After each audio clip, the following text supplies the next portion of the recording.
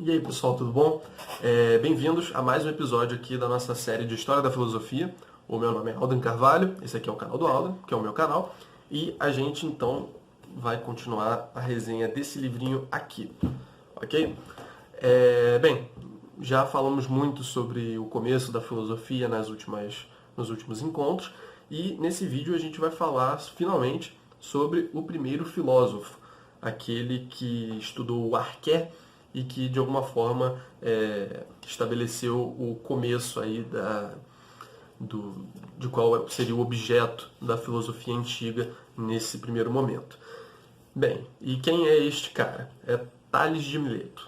Tales de Mileto foi o primeiro filósofo, mas antes da gente falar dele, vamos falar aqui um pouquinho sobre o princípio, a arqué, que é o objeto de estudo do Tales, e é isso que os filósofos, a partir dele, vão falar sobre. Mas antes da gente falar do arqué também, eu gostaria de pedir desculpas pelo fato de não ter havido vídeos no fim de semana. Eu estou vendo ainda o que eu vou fazer em relação a isso.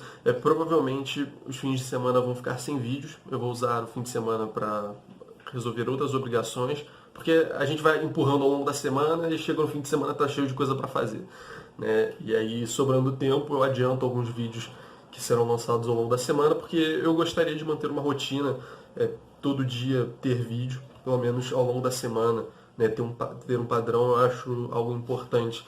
E até para vocês, né, não ficarem com a expectativa errada, né? Enfim, a gente vai vendo como isso vai acontecer ao longo do tempo. Retornando, enfim, ao tema, qual que é, então, o objeto de estudo dos primeiros filósofos, sobretudo Tales de Mileto? Bem, o objeto do estudo deles é o arqué. O que é o arqué? O que é essa palavra? Em grego, ela significa princípio, mas a gente precisa ainda dissecar um pouco essa noção de princípio e entender de que tipo de princípio, do que é isso que ele está falando. Acho que ajuda como orientação lembrar que a ideia de arqué é a origem das palavras hoje que a gente tem, por exemplo, arqueologia ou arquiduque, por exemplo. Então, várias dessas palavras que começam com arque no começo têm a origem em arqué. Todas as palavras que têm esse prefixo trazem um pouco a noção de algo que é primeiro, de algo que é fundamental, de algo que é importante. A arqueologia é o quê? O estudo das coisas antigas, das coisas passadas, das coisas que estão no princípio, né, da nossa civilização, por exemplo. Então, traz essa ideia do antes, né? Ainda que aqui não seja um antes cronológico, mas a gente vai falar disso daqui a pouco. Na ideia de arquiduque, o arquiduque ele está acima do duque. O duque não tem um papel tão central quanto o arquiduque. O arquiduque ele tem uma primazia, vamos dizer assim. Ele tem um grau de importância maior. E essa é outra característica do arqué, okay? Que também dá um pouco a ideia do que está na base, né? Daquilo que sustenta. Enfim, como eu disse, a gente não pode entender o arqué simplesmente como um princípio cronológico, no sentido de algo que está no início do tempo e que depois então foram saindo as outras coisas com base nesse princípio. Não necessariamente. Isso também aparece em alguns filósofos, essa ideia de que primeiro há o arqué e depois as coisas se desenvolvem a partir deste arqué, mas não necessariamente isso se dá no tempo.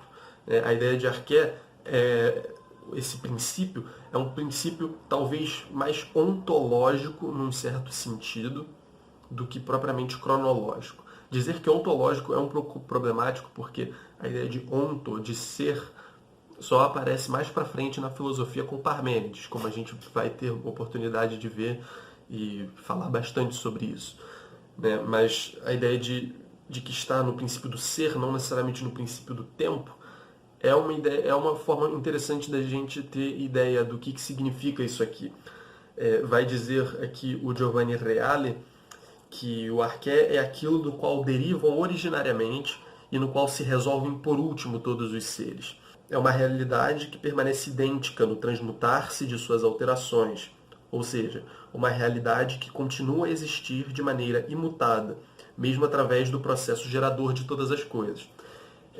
Ele até diz aqui que, de certa forma, a gente poderia chamar de substância, né, de dar um certo, assim, por analogia, dizer que é substância, porque substância é um termo também mais tardio, né? A ideia de substância, salvo engano, surge com Aristóteles, se não surge é ele que vai dar um pouco mais de corpo a essa ideia de substância, mas a gente consegue entender aqui o que ele quer dizer com isso. Ele fala também que é a fonte e a origem de todas as coisas, a foz, ou o termo último de todas as coisas, né, como ele disse antes, onde se resolvem todas as coisas, e é o sustentáculo permanente. Então tudo que a gente vê ao nosso redor, de alguma forma, reduz-se a arqué, ao princípio. Né? Seja esta caneta aqui, seja este copo aqui, todas as coisas de alguma forma remetem a esse princípio primordial. Falar disso é uma boa oportunidade também para a gente introduzir o conceito de physis. Em grego seria physis, alguma coisa assim. Eu não tenho muita ideia da prosódia grega, eu não sei se seria physis ou physis, mas mais ou menos assim que se fala em português. Assim. Se a gente fosse transliterar para o alfabeto latino, seria PHYSIS. É a palavra que vai dar origem à física, que é a ciência que estuda o movimento. Enfim, o que é a physis? É exatamente a realidade, é a natureza, não no sentido moderno.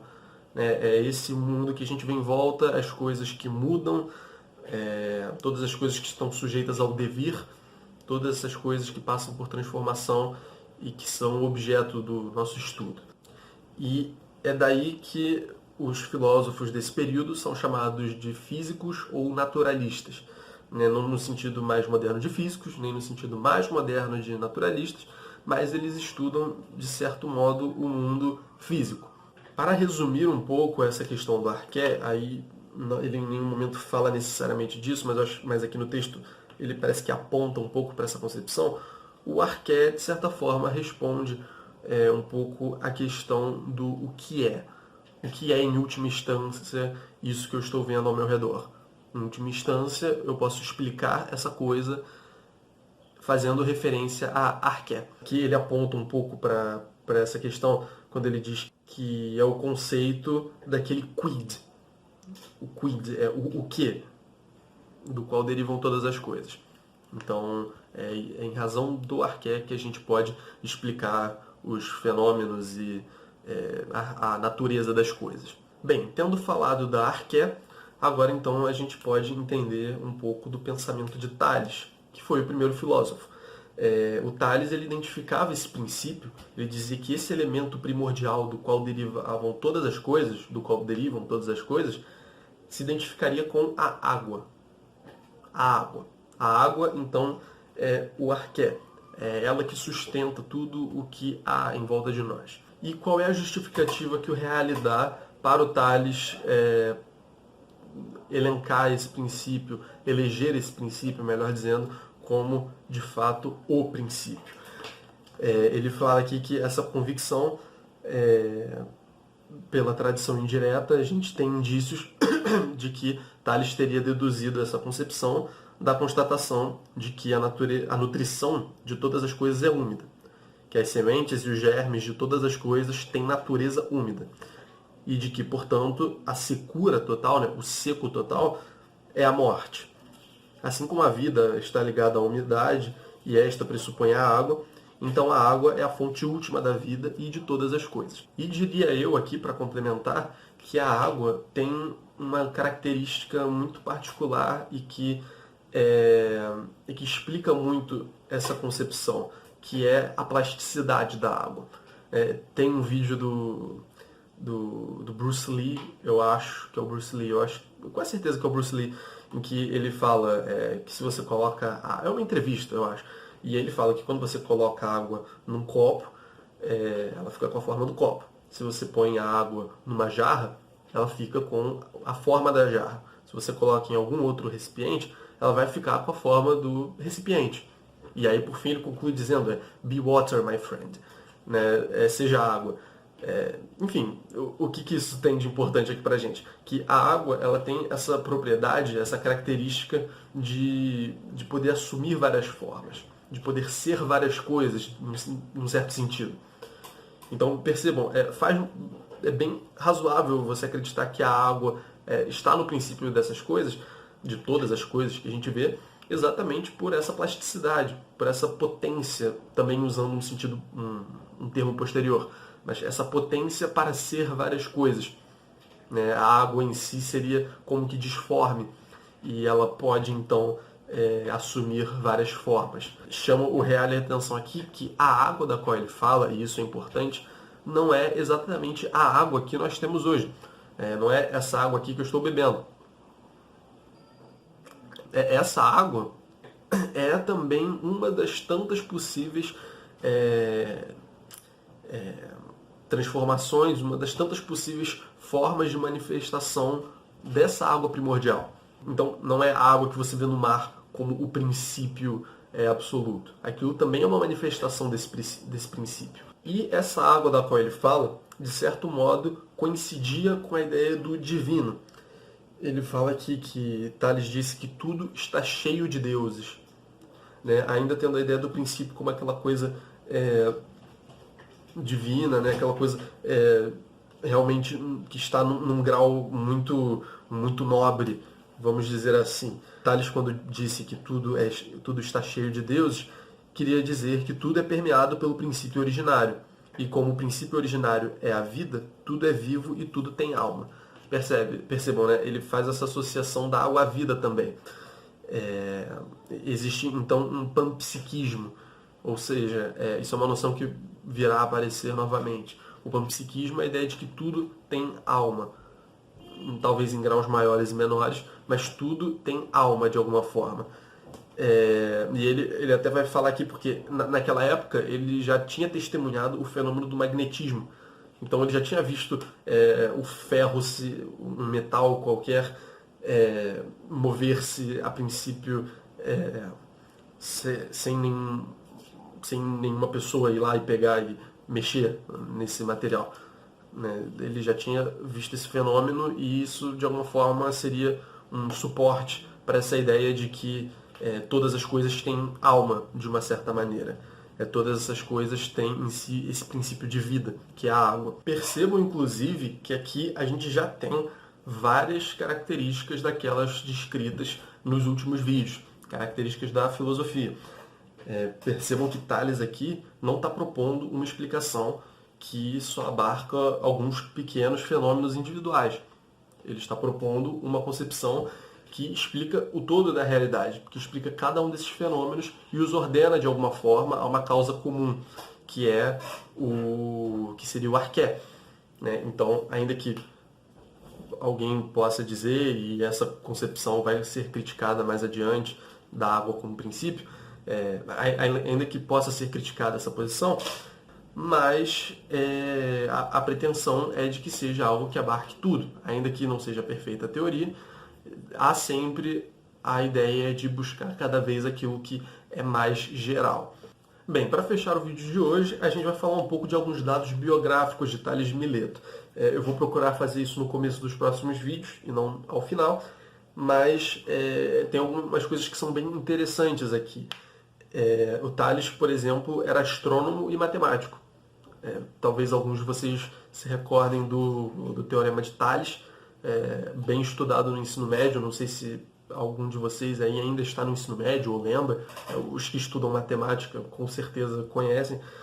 E eu não sei se é o espaço para explicar aqui agora, eu não sei se tem a ver, mas de qualquer forma é interessante mencionar para a gente poder fazer referência àquela característica ou aquele fato, aquele acontecimento que ajudou a impulsionar o nascimento da filosofia, que é aquela ideia do amálgama de ciências diferentes, de conhecimentos trazidos de vários lugares, reunidos, transformados no bolo da filosofia. E tanto a astronomia babilônica como a matemática dos egípcios eram ciências conhecidas pelo Tales. Tanto que tem o Teorema de Tales, e diz aqui, inclusive, que ele tinha a capacidade de prever um eclipse, o que naquela época não era muito fácil, digamos assim. Tales era político também, é um dado interessante, e ele viveu ali em Mileto, na Jônia, aproximadamente entre as últimas décadas do século VII e ali na primeira metade do século VI a.C. Bem, eu vou, como eu disse, deixar essas informações para o começo do vídeo das próximas vezes, mas eu acho que a gente não pode deixar de mencionar, principalmente quando a gente fala dos primeiros filósofos, ok? Bom, esse foi o vídeo, eu espero que vocês tenham gostado, eu espero que tenha ficado muito claro. Fiquem à vontade aí para comentar, fazer críticas, sugestões, tirar dúvidas também. Na medida do possível eu tirarei as dúvidas de vocês. E, bem, no próximo vídeo a gente vai falar sobre Anaximandro de Mileto, discípulo de Tales, e que propôs uma concepção um pouco diferente do que seria o arqué. Tá bom? Abraço, gente. Até a próxima.